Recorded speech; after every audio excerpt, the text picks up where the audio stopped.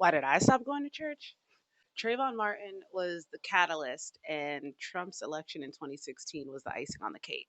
Remember the arguments that I would get into with even black females. Granted, they didn't have black sons, but black women in church up here defending their fellow congregation members who are like, well, did you look at his records? Well, did you see he must have been a bad kid? I'm like, what does that have to do with the day that he got unalived? Like, do y'all really? So let me get this straight. You'll hold a child to higher standards that the sins of his past, deserving of his execution, but yet you'll vote someone into office who is actually convicted of horrible things, didn't pay people, has a laundry list of reasons why he's not a good man, but you're over here fighting for why it was okay for Zimmerman to unalive this kid. Fucking believable. I should have left then, but I was like, you know what? I'm here for a reason. Like the story from Esther, you were here for such a time as this, and I'm like, you know what, God, I'm in this congregation with these people. I'm gonna do my best. I'm gonna try to help them see the light. I'm gonna try to reason with them because they love me and they love my black ass son. So maybe they'll be able to see me and him in this. No, no, no. Went all the way over their fucking heads. But the morning that Trump won, I remember waking up in my bed, looking at my phone and just crying because I knew I couldn't go to church. I couldn't go.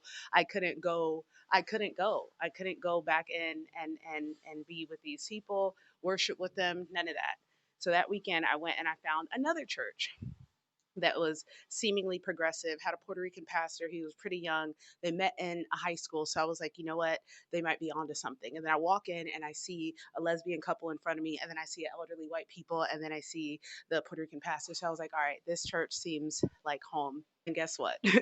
They used me as a promotional thing, just like the other church had done for years. They posted me up on their Sunday service with a picture of me as a faithful, tithing single mom and all the miracles God did in their life and this is that and the other. But when I reached out to the pastor to tell him, hey, I'm bisexual and I feel like I'm being called to reach out to the queer community and make sure that they feel loved and seen, like, what do you think about that? He left me on red.